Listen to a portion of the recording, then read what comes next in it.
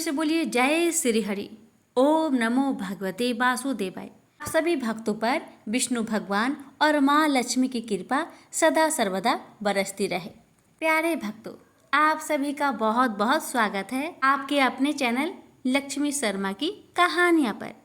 आज की वीडियो में आप सभी श्रवण करेंगे श्रावण महीने की कृष्ण पक्ष में पड़ने वाली कामिका एकादशी की व्रत कथा।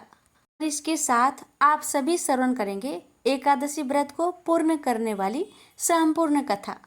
कथा शुरू करने से पहले आइए प्यारे भक्तों, हम जान लेते हैं कि इस साल 2024 में कामिका एकादशी कब पड़ रही है और इसका पारण का सही समय क्या रहेगा, और उसके बाद श्रवण करेंगे कथा।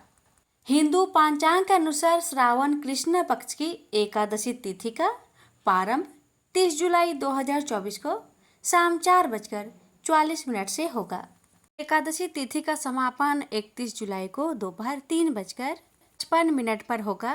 कामिका एकादशी व्रत 31 जुलाई 2024 को रखा जाएगा। वहीं कामिका एकादशी का पारण 1 अगस्त 2024 को सुबह 5:44 से सुबह 8:24 के बीच किया जाएगा। प्यारे भक्तों, आपको मैं बता दूं कि कामिका एकादशी का व्रत करने से और इस कथा का श्रवण से व्यक्ति की मृत्यु के बाद उसे मोक्ष की प्राप्ति होती है। यह व्रत पितृ दोष से मुक्ति दिलाने में भी सहायक होता है। कहा जाता है कि कामिका एकादशी का स्मरण मात्र करने से ही वाजपेयी यज्ञ के बराबर फल की प्राप्ति होती है। इस दिन तुलसी जी का पूजा करने और तुलसी माता की कथा सुनने से विशेष फल की प्राप्ति होती है। भक्तों, बड़े ही श्रद्धा से प्रसन्नचित मन से इन कथाओं को पूरा अवश्य सुनिएगा, क्योंकि कथा के बिना व्रत अधूरा माना जाता है। इसलिए कथा को पूरा सुनिए और कमेंट बॉक्स में ओम नमः भगवते वासुदेवाय अवश्य लिखें और इस वीडियो को ज़्यादा से ज़्यादा शेयर करें।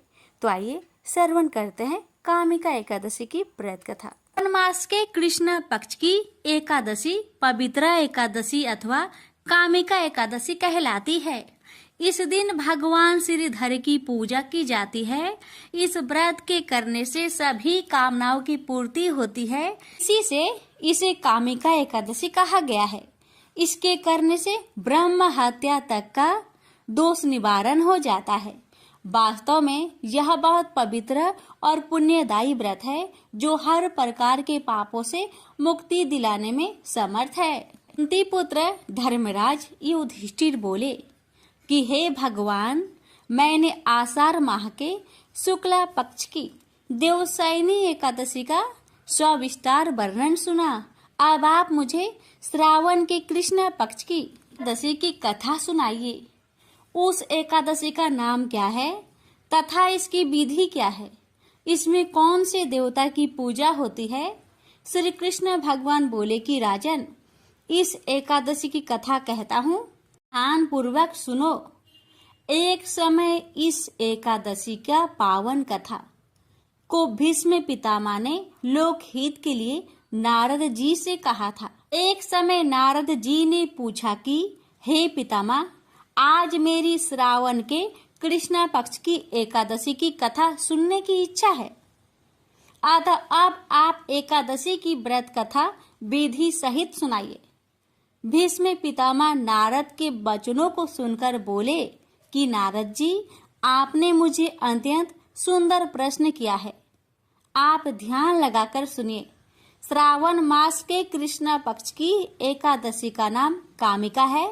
एकादशी की कथा के सुनने मात्र से ही वाजपेयी यज्ञ का फल मिलता है। कामिका एकादशी के व्रत में शंख चक्र गदाधारी विष्णु भगवान की पूजा होती है। जो मनुष्य इस एकादशी की धूप दीप नैवेद्य आदि से भगवान विष्णु की पूजा करते हैं, उन्हें गंगा स्नान के फल से भी बड़ा फल मिलता है। सूर्य चंद्र ग्रहण में केदार और कुरुक्षेत्र में स्नान करने से जो पुण्य मिलता है, वह पुण्य विष्णु भगवान की भक्ति पूर्वक पूजा करने से मिल जाता है। श्री विष्णु भगवान के पूजन का फल समुद्र और वन सहित पृथ्वी दान करने और सिंह राशि वालों को गोदावरी नदी में स्नान करने के फल से भी अधिक होता है। व्यतिपात में गंडकी नदी में स्नान करने से जो फल मिलता है वह फल भगवान की पूजा करने से मिलता है। संसार में भगवान की पूजा का फल सबसे अधिक है। भगवान की पूजा का फल श्रावण मास के कृष्णा पक्ष की एकादशी के फल के बराबर है। अतः भक्ति पूर्वक भगवान की पूजा ना बन सके तो श्रावण मास के कृष्णा पक्ष की कामिका एकादशी का व्रत अवश्य करना चाहिए। आभूषणों से युक्त बछड़ा सहित गौदान करने से जो फल मिलता है वह फल कामिका एकादशी के व्रत से मिल जाता है।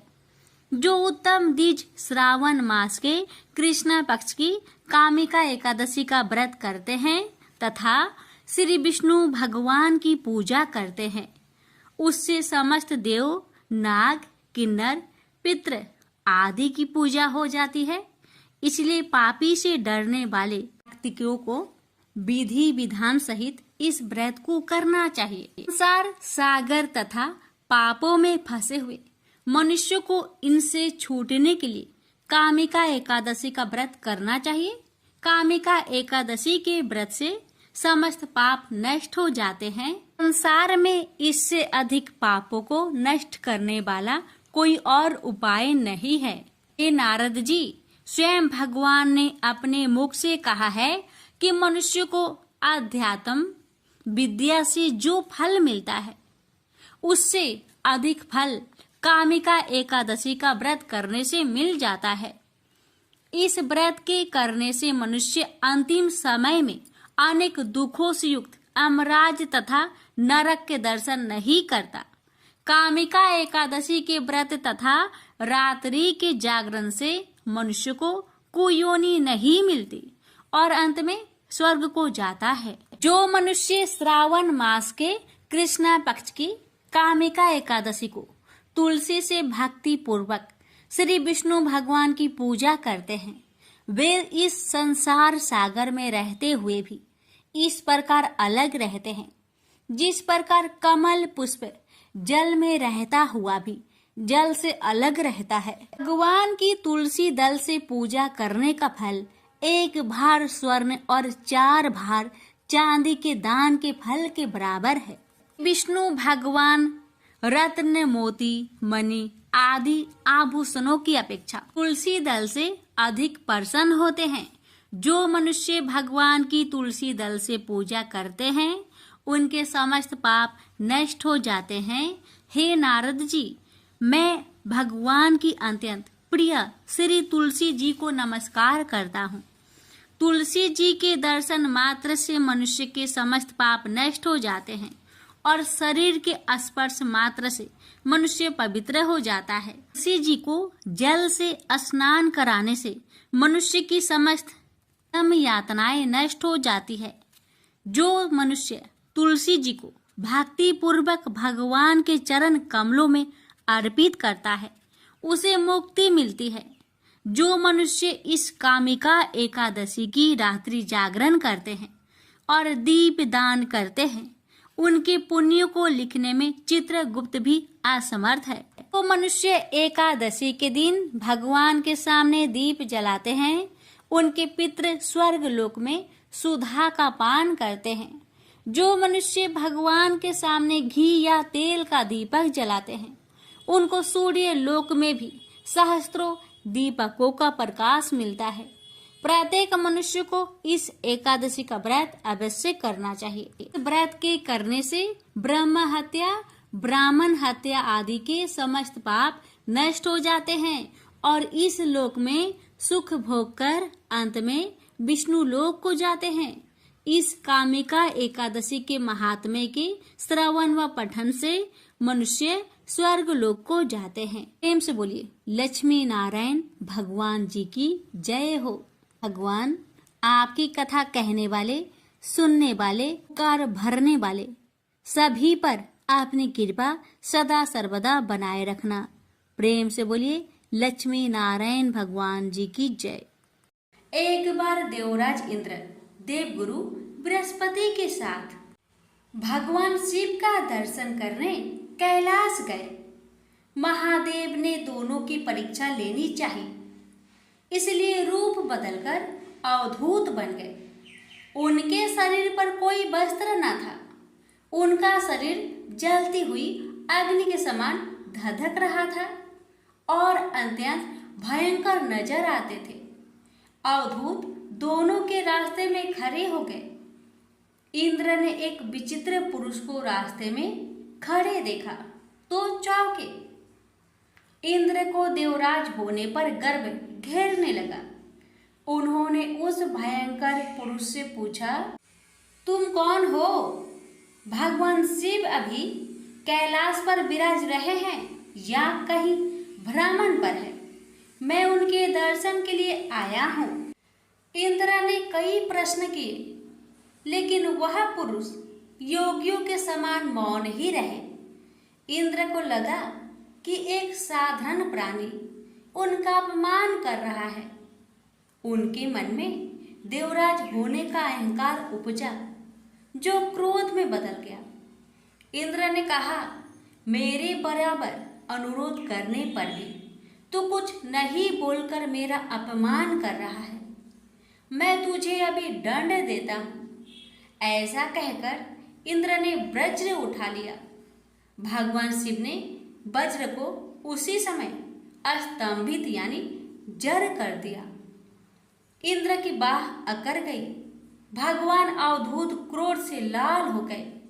बृहस्पति उनके चेहरे पर आई क्रोध की ज्वाला को देखकर समझ गए कि ऐसा प्रचंड स्वरूप महादेव के अतिरिक्त किसी का नहीं हो सकता। बृहस्पति शिव स्तुति गाने लगे। उन्होंने इंद्र को भी महादेव के चरणों में लेटा दिया और बोले, प्रभु, इंद्र आपके चरणों में पड़े हैं, आपके शरणागत है। आपके ललाट से प्रकट अग्नि इन्हें जलाने को बढ़ रही है। हम शरणागतों की रक्षा करें। बृहस्पति ने विनती की, प्रभु, भक्तों पर आपकी सदा कृपा बरसती है। आप भक्त वत्सल और सर्वसम्मत है। आप इस तेज को कहीं और स्थान दे दीजिए ताकि इंद्र के प्राणों की रक्षा हो। भगवान रुद्र ने कहा, बृहस्पति, मैं तुम पर बहुत प्रसन्न हूँ। इंद्र को जीवन दान देने के कारण तुम्हारा एक नाम जीव भी होगा। मेरे तीसरे नेत्र से प्रकट इस अग्नि का ताप देवता सहन नहीं कर सकते, इसलिए मैं इसको बहुत दूर छोड़ूंगा। महादेव ने उस तेज को हाथ में धारण कर समुद्र में फेंक दिया। वहां फेंके जाते ही भगवान शिव का वह तेज तत्काल एक बालक के रूप में परिवर्तित हो गया। सिंधु से उद्भव होने के कारण उसका नाम सिंधु पुत्र जलंधर प्रसिद्ध हुआ। जलंधर जिसका नाम शंखचूड़ भी हुआ, शिव के तेज से उत्पन्न हुआ था।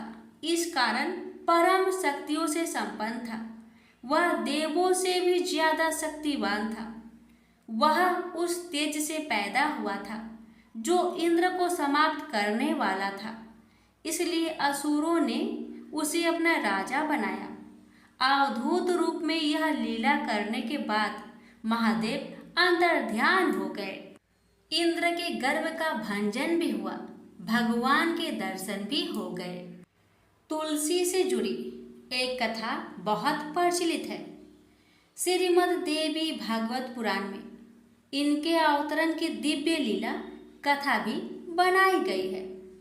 एक बार शिव ने अपने तेज को समुद्र में फेंक दिया था। उससे एक महातेजस्वी बालक ने जन्म लिया।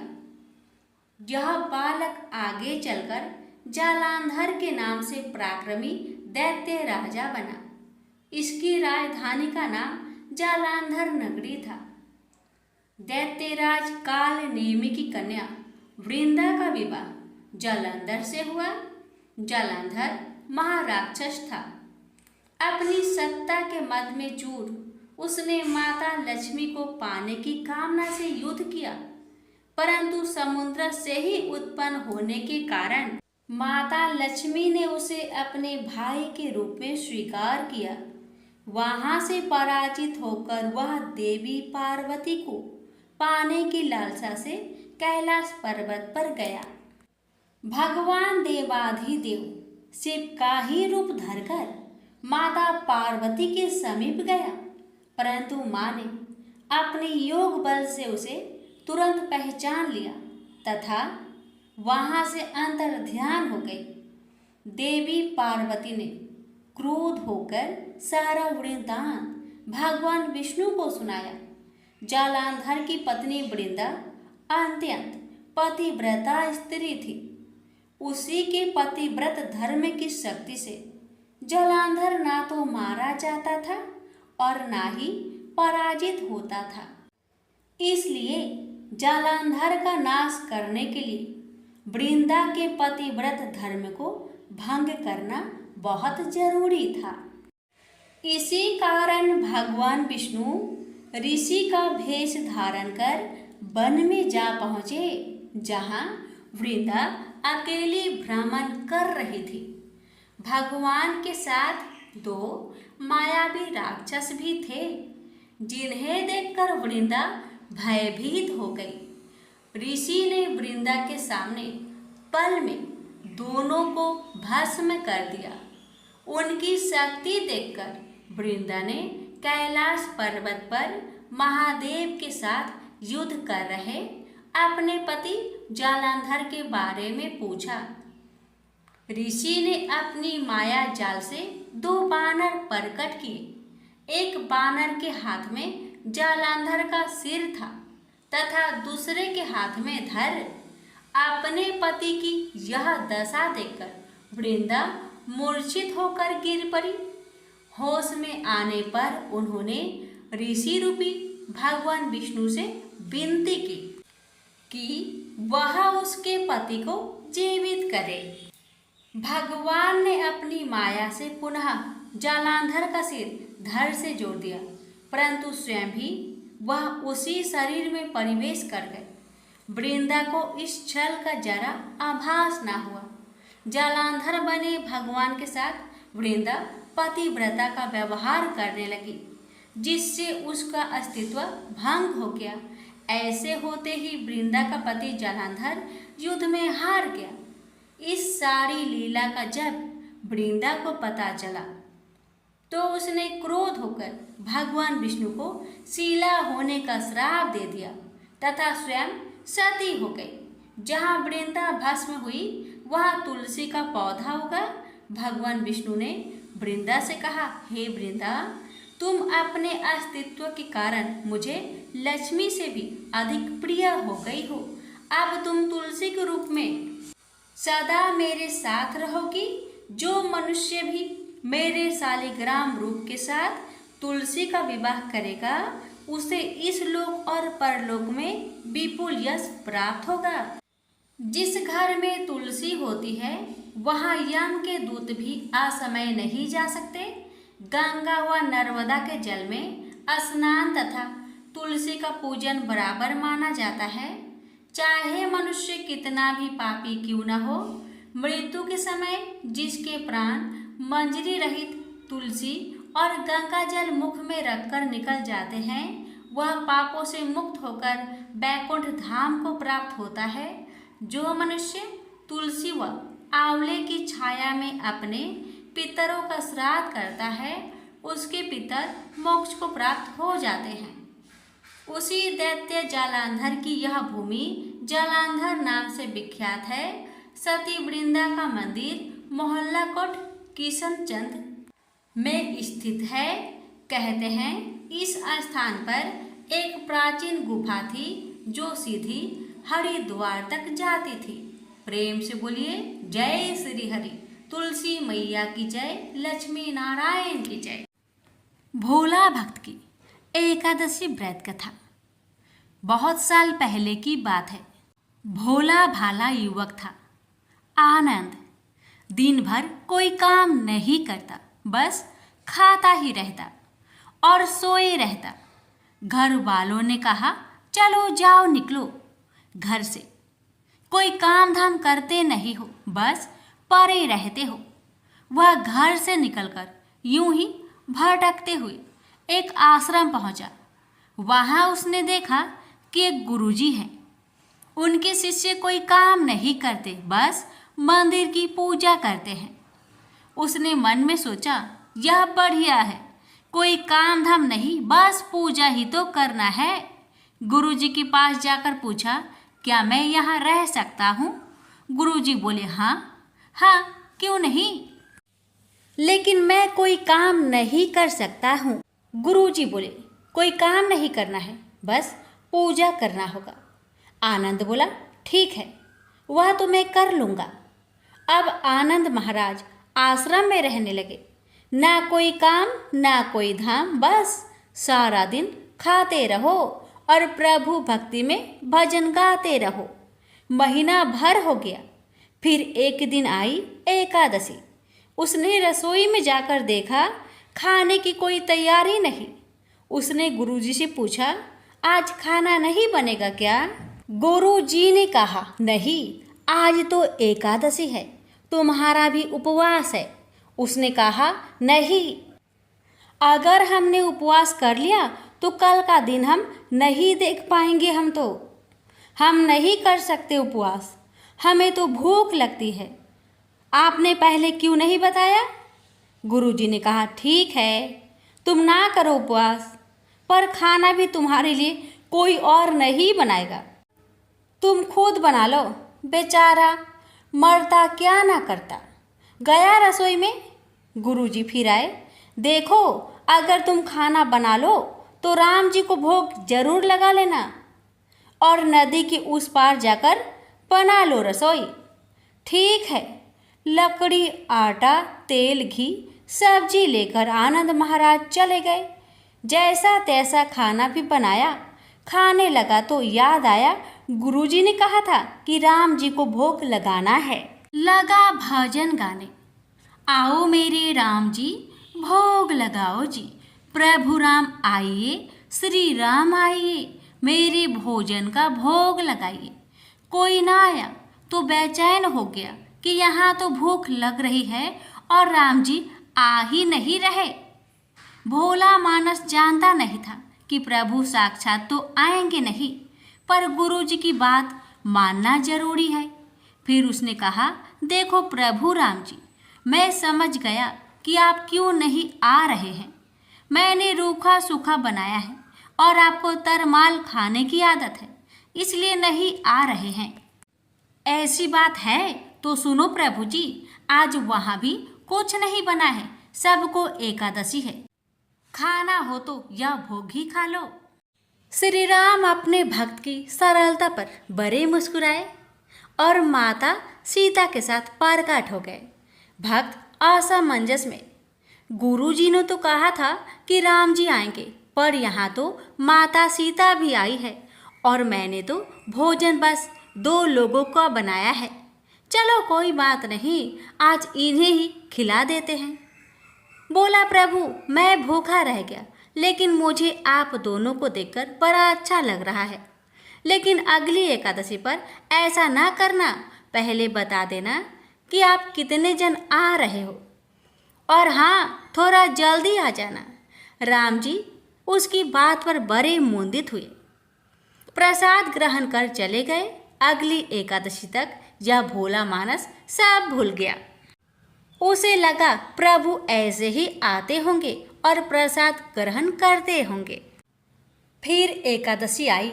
गुरुजी से कहा, मैं चला अपना खाना बनाने, पर गुरुजी थोड़ा ज़्यादा अनाज लगेगा, वहाँ 2 लोग आते हैं। गुरुजी मुस्कुराए, भूख के मारे बावला है, ठीक है ले जा और अनाज ले जा। आपकी बार उसने 3 लोगों का खाना बनाया। फिर गुहार लगाई, प्रभु राम आइए, सीता राम आइए, मेरे भोजन का भोग लगाइए। प्रभु की महिमा भी निराली है। भक्त के साथ कौतुक करने में उनको बड़ा ही मजा आता है। इस बार वे अपने भाई लक्ष्मण, भरत, शत्रुघ्न और हनुमान जी को लेकर आ गए। भक्त को चक्कर आ गया। यह क्या हुआ?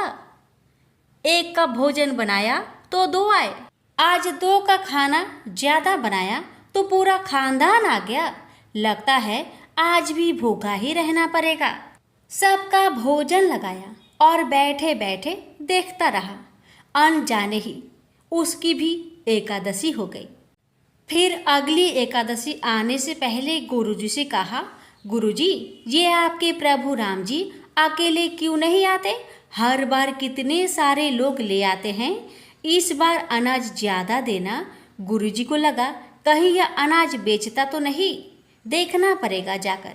भंडार में कहा, इसे जितना अनाज चाहिए दे दो, और छुपकर उसे देखने चल पड़े। इस बार आनंद ने सोचा, खाना पहले नहीं बनाऊंगा, पता नहीं कितने लोग आ जाए, पहले बुला लेता हूँ फिर बनाता हूँ। फिर टेर लगाई, प्रभु राम आइए, श्री राम आइए, मेरे भोजन का भोग लगाइए। सारा राम दरबार मौजूद। इस बार तो हनुमान जी भी साथ आए, लेकिन ये क्या, प्रसाद तो तैयार ही नहीं है। भक्त ठहरा भोला भाला, बोला, प्रभु इस बार मैंने खाना नहीं बनाया। प्रभु ने पूछा, क्यों?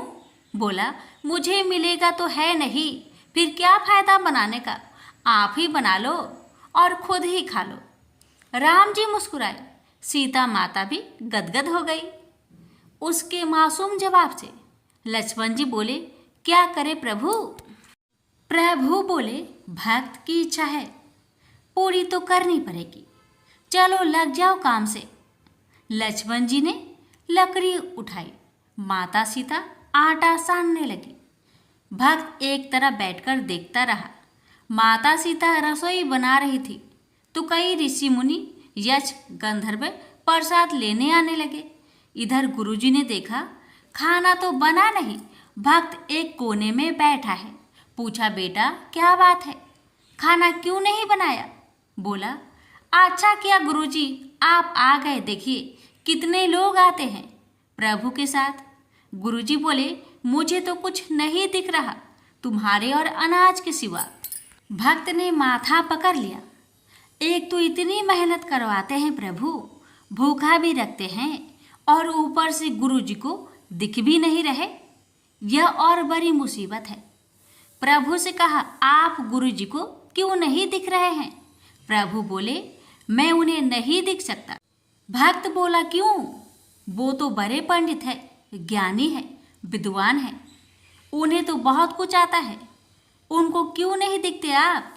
प्रभु बोले, माना कि उनको सब आता है, पर वे सरल नहीं है तुम्हारी तरह, इसलिए उनको नहीं दिख सकता। आनंद ने गुरुजी से कहा, गुरुजी प्रभु कह रहे हैं आप सरल नहीं है, इसलिए आपको नहीं दिखेंगे। गुरुजी रोने लगे, वाकई मैंने सब कुछ पाया पर सरलता नहीं पा सका तुम्हारी तरह, और प्रभु तो मन की सरलता से ही मिलते हैं। प्रभु प्रकट हो गए और गुरुजी को भी दर्शन दिए। इस तरह एक भक्त के कहने पर प्रभु ने रसोई भी बनाई। प्रेम से बोलिए सीताराम की जय, लक्ष्मी नारायण की जय। कुबेर का कर्ज। एक बार भृगु ऋषि ने जानना चाहा कि ब्रह्मा, विष्णु और महेश में कौन सबसे श्रेष्ठ है। वह बारी बारी से सबके पास गए। ब्रह्मा और महेश ने भृगु को पहचाना तक नहीं, न ही आदर दिया। इसके बाद भृगु विष्णु के यहाँ गए। विष्णु उस समय विश्राम कर रहे थे। लक्ष्मी उनके पैर दबा रही थी। भृगु ने पहुंचते ही कुछ न कहा न सुना और विष्णु की छाती पर पैर से प्रहार कर दिया। लक्ष्मी यह देखकर भौंकचक्की रह गई, किंतु विष्णु ने भृगु का पैर पकड़कर विनीत भाव से कहा, मुनिवर आपके कोमल पैर में चोट लगी होगी, इसके लिए क्षमा करें। लक्ष्मी को विष्णु की इस नम्रता पर बड़ा क्रोध आया। वे भगवान विष्णु से नाराज होकर भूलोक में आ गई तथा कोल्हापुर में रहने लगी। लक्ष्मी की चले जाने से विष्णु को लगा कि उनका श्री और वैभव ही नष्ट हो गया। उनका मन बड़ा अशांत रहने लगा। लक्ष्मी को ढूंढने के लिए वे श्रीनिवास के नाम से भूलोक में आए। घूमते घूमते वे बेक्टाचल में पर्वत क्षेत्र में बकुला माई के आश्रम में पहुंचे। बकुला माई ने उनकी बड़ी आव भगत की और उन्हें आश्रम में ही रहने को कहा। एक दिन जंगल में एक मतवाला हाथी आया। आश्रमवासी डरकर इधर उधर भागने लगे। श्रीनिवास ने यह देखा तो धनुष बाण लेकर हाथी का पीछा किया। हाथी डरकर भागा और घने जंगल में अदृश्य हो गया। श्रीनिवास उसका पीछा करते करते थक गए थे। वे एक सरोवर के किनारे वृक्ष की छाया में लेट गए। उन्हें हल्की सी झपकी आ गई। थोड़ी देर शोर सुनकर वे जागे। देखा 4-6 लड़कियां उन्हें घेर खड़ी है। श्रीनिवास को जागा हुआ देखकर वे टपक कर बोली, यह हमारी राजकुमारी पद्मावती का सुरक्षित उपवन है। यहाँ पुरुषों का आना मना है। तुम यहाँ कैसे और क्यों आए? श्रीनिवास कुछ जवाब दे इससे पहले ही उनकी दृष्टि वृक्ष की ओर से झांकती राजकुमारी की ओर गई। श्रीनिवास पद्मावती को एकटक देखते रह गए। थोड़ा संयत होकर कहा, देवियों, मुझे पता नहीं था। मैं एक शिकार का पीछा करता हुआ यहाँ आया था। थक जाने पर मुझे नींद आ गई थी, क्षमा करे। श्रीनिवास आश्रम में लौट तो आए किंतु बड़े उदास रहने लगे। एक दिन बकुला माई ने बड़े प्यार से उनकी उदासी का कारण पूछा। श्रीनिवास ने पद्मावती से भेंट होने की सारी कहानी कह सुनाई। फिर कहा, उसके बिना मैं नहीं रह सकता। बकुला माई बोली, ऐसा सपना मत देखो। कहाँ हुआ प्रतापी चोल नरेश आकाश राज की बेटी, और कहा तुम आश्रम में पलने बाड़े एक कुल गोत्रहीन युवक। निवास बोले, माँ, एक उपाय है, तुम मेरा साथ दो तो सब संभव है। बकुला माई ने श्रीनिवास का सच्चा प्यार देखकर हाँ कर दी। श्रीनिवास ज्योतिष जानने वाली औरत का भेष बनाकर राजा आकाश की राजधानी नारायणपुर पहुंचे। उसकी चर्चा सुन पद्मावती ने भी उस औरत को महल में बुलाकर अपना हाथ दिखाया। राजकुमारी की हस्तरेखा देखकर वह बोली, राजकुमारी, कुछ दिन पहले तुम्हारी भेंट तुम्हारे सुरक्षित उद्यान में किसी युवक से हुई थी। तुम दोनों की दृष्टि मिली थी। उस युवक से तुम्हारी शादी का योग बनता है। पद्मावती की माँ धारणा देवी ने पूछा, यह कैसे हो सकता है? ज्योतिषी औरत बोली, ऐसा ही योग है। ग्रह कहते हैं कोई औरत अपने बेटे के लिए आपकी बेटी मांगने स्वयं आएगी। 2 दिन बाद सचमुच ही बकुला माई एक तपस्विनी का भेष में राजमहल में आई। उसने अपने युवा बेटे के साथ पद्मावती का विवाह की चर्चा की। राजा आकाश ने बकुला माई को पहचान लिया। उन्होंने पूछा, वह युवक कौन है? बकुला माई बोली, उसका नाम श्रीनिवास है। वह चंद्र वंश में पैदा हुआ है। मेरे आश्रम में रह रहा है। मुझे माँ की तरह मानता है। राजा आकाश ने कुछ सोचकर उत्तर देने के लिए कहा। बकुला माई के चले जाने पर आकाश ने राज पुरोहित को बुलाकर सारी बात बताई। राज पुरोहित ने गणना की, फिर अपनी सहमति देते हुए कहा, महाराज, श्रीनिवास में विष्णु जैसा देवगुण है। लक्ष्मी जैसी आपकी बेटी के लिए यह बड़ा सुयोग है। राजा आकाश ने तुरंत बकुला माई की यहाँ अपनी स्वीकृति के साथ विवाह की लग्न पत्रिका भेज दी। बकुला माई अब चिंतित हो उठी। वह श्रीनिवास से बोली, बेटा, अब तक तो विवाह की ही चिंता थी, अब पैसे न होने की चिंता है। मैं वाराह स्वामी के पास जाती हूँ, उनसे पूछती हूँ कि क्या किया जाए। बकुला माई श्रीनिवास को लेकर वराह स्वामी के पास गई और श्रीनिवास के विवाह के लिए धन की समस्या बताई। तो वराह स्वामी ने 8 दिक्पालों इंद्र, कुबेर, ब्रह्मा, शंकर आदि देवताओं को अपने आश्रम में बुलवाया। फिर श्रीनिवास को बुलवाकर कहा, तुम स्वयं इन्हें अपनी समस्या बताओ। श्रीनिवास ने देवताओं से कहा, मैं चोल नरेश राजा आकाश की बेटी पद्मावती से विवाह करना चाहता हूँ। मेरी हैसियत राजा के अनुरूप नहीं है, मेरे पास धन नहीं है, मैं क्या करूँ। इंद्र ने देवताओं के कोषाध्यक्ष कुबेर से कहा, कुबेर, इस काम के लिए तुम श्रीनिवास को ऋण दो। कुबेर ने कहा, ऋण तो मैं दे दूंगा, पर उसे यह वापस कब और कैसे करेंगे, इसका निर्णय होना चाहिए। श्रीनिवास बोले, इसकी चिंता मत कीजिए, कलयुग के अंत में मैं सब ऋण चुका दूंगा। कुबेर ने स्वीकार कर लिया। सब देवताओं की साक्षी में श्रीनिवास ने ऋण पत्र लिख दिया।